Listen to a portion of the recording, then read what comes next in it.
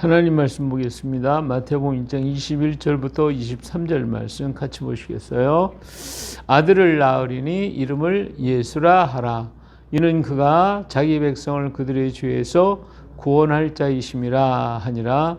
이 모든 일이 된 것은 주께서 선지자로 하신 말씀을 이루려 하심이니 이르시되 보라 처녀가 잉태하여 아들을 낳을 것이요 그의 이름은 임마누엘이라 하려 하셨으니 이를 번역한즉 하나님이 우리와 함께 계시다 함이라. 아멘. 같이 일어나서 찬양하십니다. 여호와가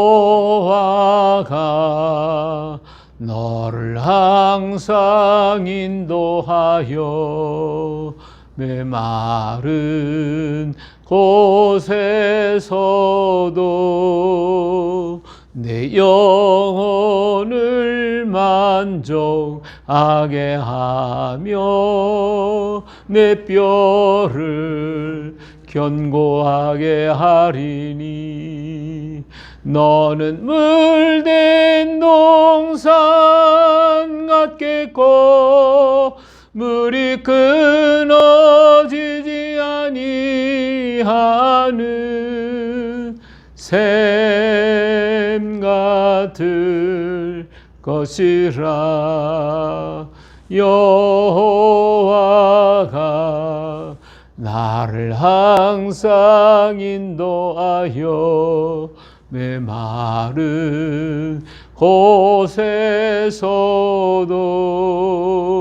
내 영혼을 만족하게 하며 내 뼈를 견고하게 하리니 나는 물된 동산 같겠고 물이 끊어지지 아니하는 샘 같을 것이라. 여호와가 너를 항상 인도하여 메마른 곳에서도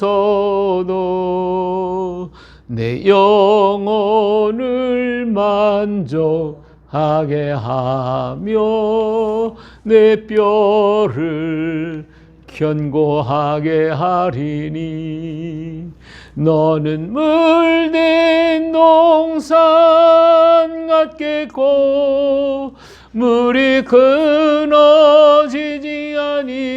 아니하는 샘 같을 것이라.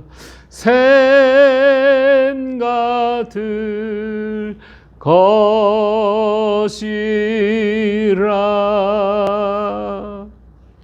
아멘.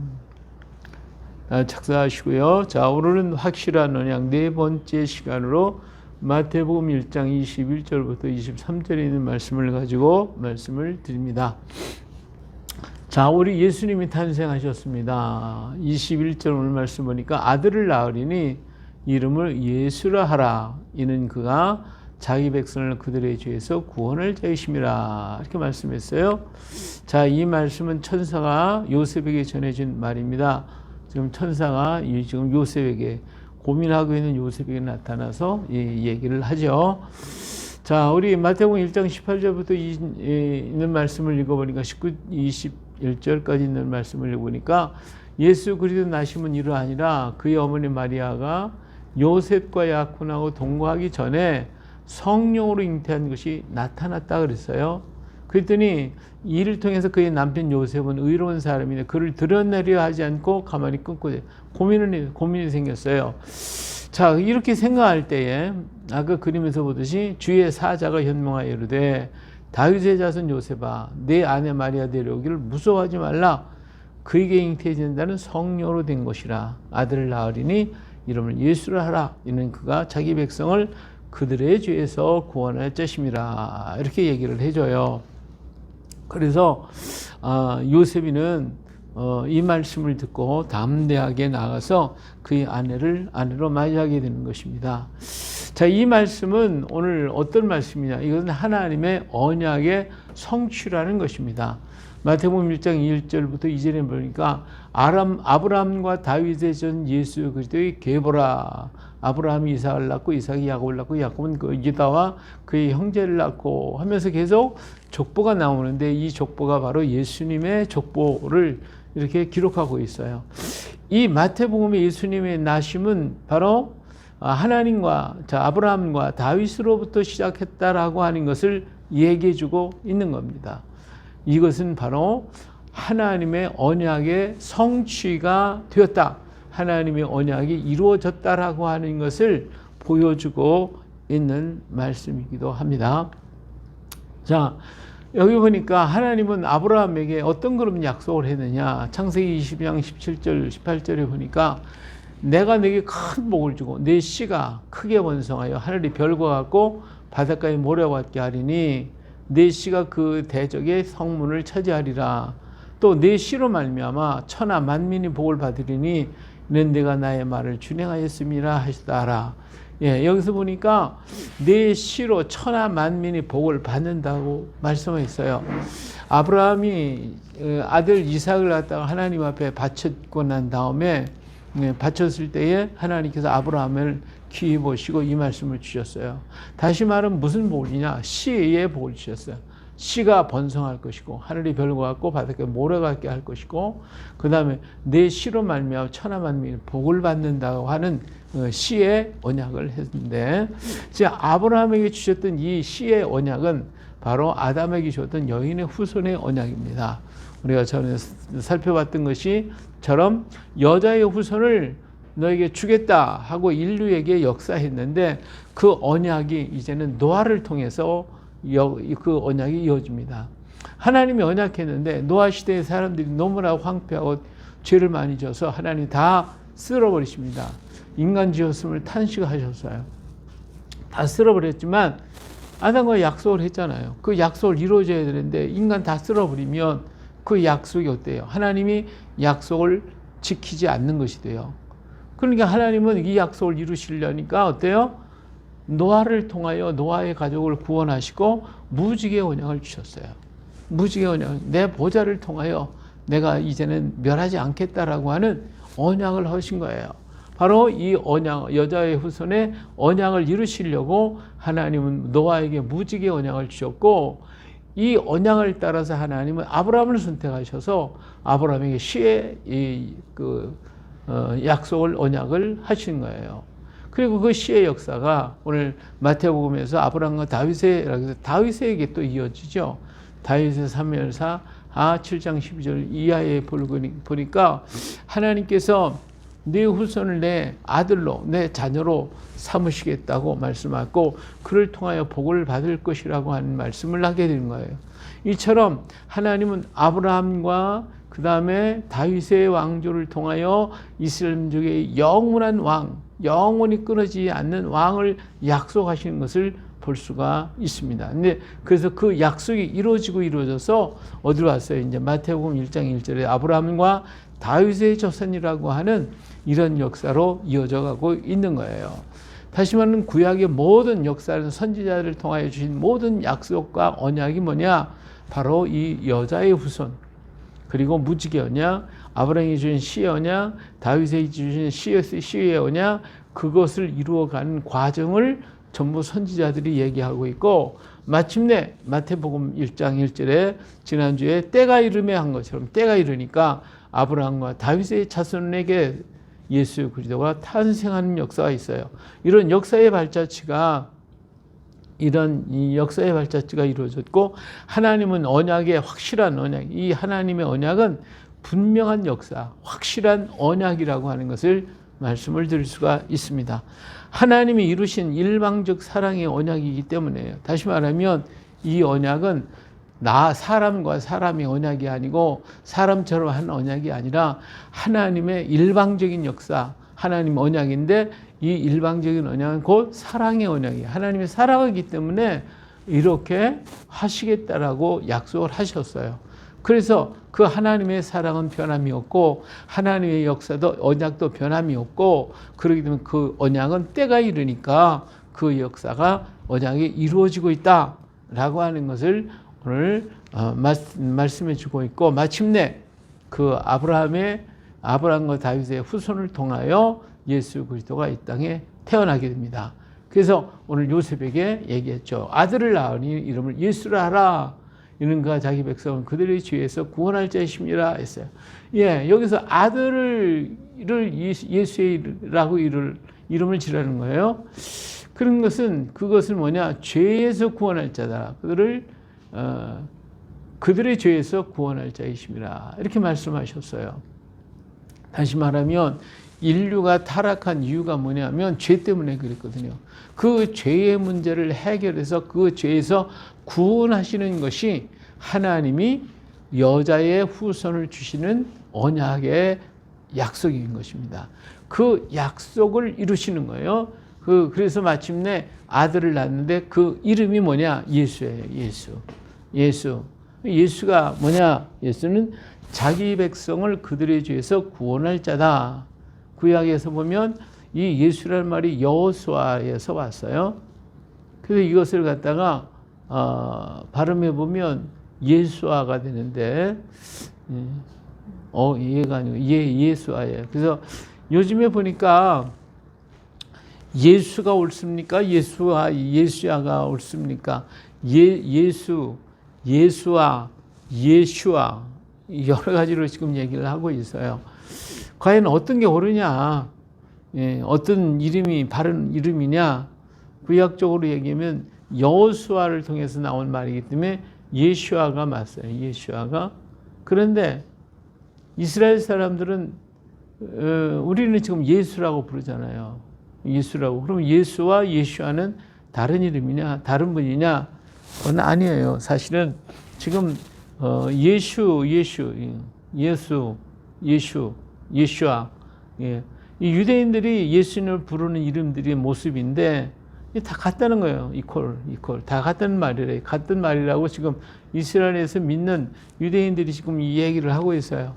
그래서 지금 우리나라에도 보니까 예수라고 부르지 말고 예슈아라고 불러야 된다.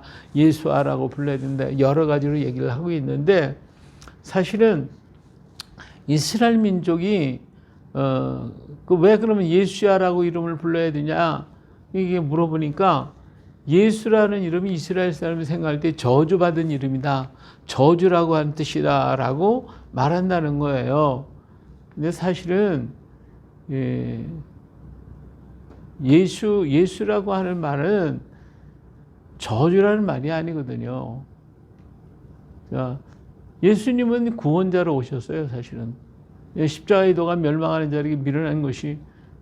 구원받는 우리에게는 하나님의 능력인데, 이스라엘 사람들이 생각하는 예수는 어떤 예수냐면, 갈라디아서 3장 13절에 그리스도께서 우리를 위하여 저주를 받은 바 되사 율법의 저주에서 우리를 속량하셨으니 기록된 바 나무에 달린 자마다 저주 아래 있는 자라 하였습니다.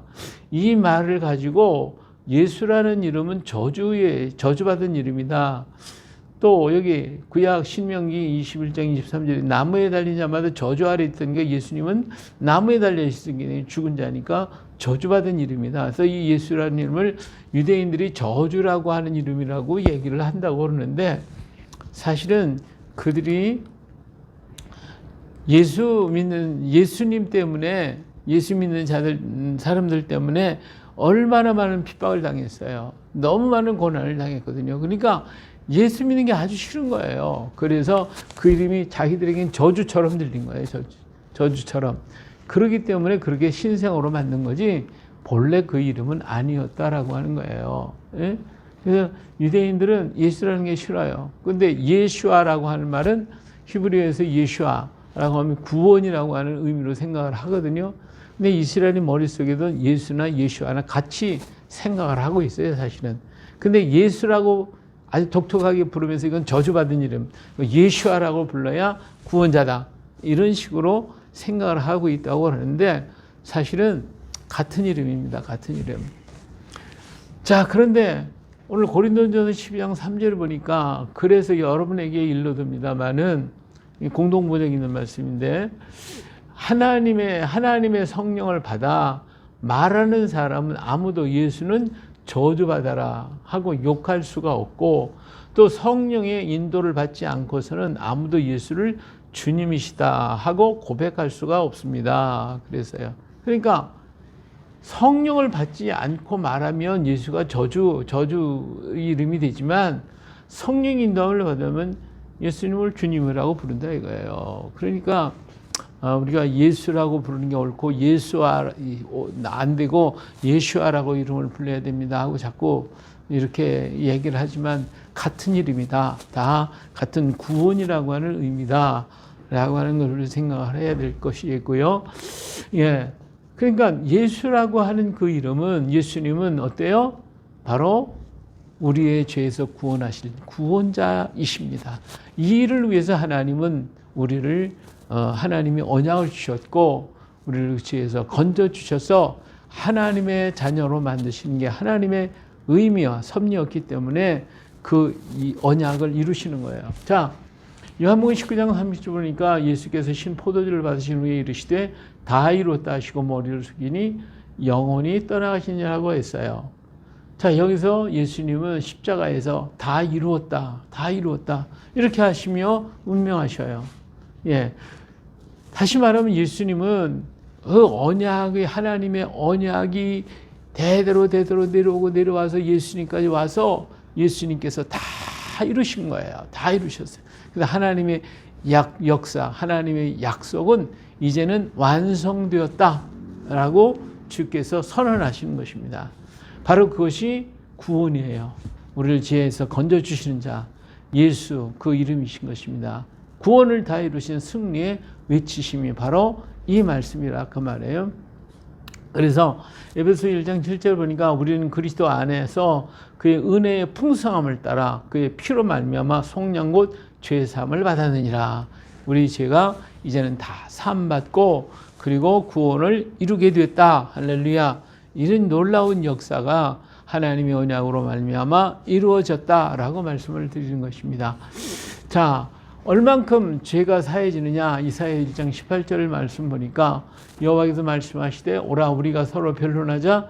너희 죄가 주홍 같을지라도 눈같이 휘어질 것이요 진홍같이 붉을지라도 양털같이 희게 되리라고 얘기했어요. 이만큼 우리의 모든 죄가 눈과 같이 또 양털같이 희게 되어지도록 깨끗하게 씻김을 받는다라고 하는 것입니다. 이사야서 53장 5절에 그가 찔림은 우리의 죄 허물 때문이요 그가 상함은 우리의 죄악 때문이라. 그가 징계를 받음으로 우리는 평화를 누리고 그가 채찍에 맞음으로 우리는 나음을 받았도다. 할렐루야. 이처럼 우리 주님은 우리를 모든 죄악에서 다 구원하시고 속량하시는 그 역사를 다 이루셨는데, 이것이 바로 하나님의 언약의 이루심이며 성취하심입니다. 하나님의 언약은 하나도 틀림없이 완전하게 이루시는 확실한 언약이십니다. 자, 오늘 말씀, 아들을 낳으니 이름을 예수라 하라. 예, 하나님의 언약 확실하게 이루어졌습니다. 그 언약의 핵심은 바로 구원이었고, 그 이 구원을 이루기 위해서 바로 예수님이 오셨고, 예수님은 이 일을 다 완성하셨어요. 예수님은 이 일을 다 완성을 시고 그리고 다 이뤘다 하셨어요. 이렇게 하나님의 언약은 다 이루어졌습니다. 하나님의 언약은 하나도 빠짐없이 이루어져요. 하나님의 입에서 나온 말씀은 땅에 떨어지지 않고 완전하게 이루어집니다. 할렐루야. 그렇기 때문에 하나님의 언약을 우리가 믿고 받아들이고 영접할 때에 우리는 큰 하나님의 언약 속으로 들어가는 것입니다. 이제 하나님께서 이 과거의 역사, 예수님의 탄생은 하나님의 성취이시기에 다시 또 언약을 우리에게 주셨어요. 그 언약이 뭐예요? 다시 오신다는 거예요. 이번엔 예수님께서 승천하시면서 내가 너희들이 본 대로 다시 오리라고 하는 또 언약을 주셨어요. 그 언약을 성취하시기 위해서 이제 하나님께서 다니엘과 요한계시록을 통해서 전부 다 예언해 놓으셨고, 그 날을 우리는 또 기다리는 것입니다. 이것을 이루기 위해서 우리 역사는 계속해서 지금 움직이고 있고, 마침내 이 하나님의 언약대로 이스라엘 민족은 1948년에 해방이 나라를 새롭게 건설하는 역사에 이루게 됐어요. 그리고 앞으로도 이 역사는 진행되어져 갈 것인데, 이 역사를 사람들은 안 믿으려고 그러고 그냥 지나치려고 합니다. 그러나 하나님의 언약은 확실합니다. 하나님께서 이루신 그 언약을 예수님은 다 이뤘다 하셨고, 예수님이 다시 한번 이 언약을 또 하셨는데, 그 언약은 다시 오겠다라고 하는 언약입니다. 그 언약, 이것을 이루기 위해 지금 세계가 움직여갖고 오늘 시대가 지금 그 일을 당겨가고 있다라고 하는 것을 말씀을 드릴 수가 있습니다. 그렇기 때문에 이 다음에 확신한 언약은 다시 오시는 예수님이시고, 이 언약은 반드시 이루어질 것입니다. 할렐루야. 그렇기 때문에 초림의 주님을 기다리셨던 것처럼 오늘 또 그 확실한 언약, 다시 오신다는 그 언약을 붙잡고 오늘 끝까지 달려가고 싸우고, 또 우린 참고 인내하면서 기다려야 할 것입니다. 기다리는 자가 예수님을 만났어요. 시므온도, 안나 할머니도 기다렸어요. 기다리더니 예수님을 만났어요. 오늘도 마찬가지입니다. 등불 들고 슬기로운 다섯 처녀처럼 기다리고 또 기다리다 보면 주님이 오실 것입니다. 그때까지 우리가 참 인내하고 말씀을 사모하고 하나님에 가까이 가면서 이 언약을 기다리다가 오시는 예수님 다 맞이하시기를 예수님의 이름으로 축복합니다. 할렐루야. 거룩하신 아버지 하나님, 하나님의 확실한 언약은 예수님께서 이 땅에 오심으로 말미암아 다 이루었다라고 하시고 그 언약의 성취를 선포하셨습니다. 하나님의 역사는 인간이 볼 때 길고 긴 시간 속에서 이루어진 것 같으나 분명한 그 속에서도 하나님의 역사는 변함없이 이루어졌고, 많은 선지자를 통하여 증거하였고 전파하여 마침내 예수 그리스도를 통하여 이루셨고, 예수님은 십자가에서 다 이루심으로써 완성하셨습니다. 그러나 다시 예수님은 승천하시면서 오시겠다고 약속을 하셨고, 오늘까지 많은 주의 종들을 통하여 다시 오시는 예수님을 증언하며 또한 전파해 왔습니다. 두 번째, 이 언약 반드시 이루어질 줄로 믿습니다. 그 언약을 기다리고 소망 가운데 바라보며 우리가 가게 하옵소서. 세상이 어떻게 변하고 어떠한 일들이 일어날지라도 흔들림 없이 주의 약속, 확실한 약속을 붙잡고 담대하게 서서 그 약속의 주인공이 될 수 있는 저희들이 되게 하여 주시옵소서. 오늘도 우리와 함께 하시는 하나님의 은혜를 감사하며 예수님의 이름으로 기도합니다. 아멘.